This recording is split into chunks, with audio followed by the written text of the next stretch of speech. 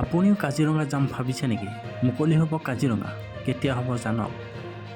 কাজিৰঙা ৰাষ্ট্ৰীয় উদ্যান মুকলিৰ দিন ঘোষণা। কোনদিনা পৰ্যটকৰ বাবে মুকলি হ'ব ৰাষ্ট্ৰীয় উদ্যানখন? 15 অক্টোবৰত পৰ্যটকৰ বাবে মুকলি হ'ব বিশ্ব ঐতিহ্য ক্ষেত্ৰ কাজিৰঙা ৰাষ্ট্ৰীয় উদ্যান।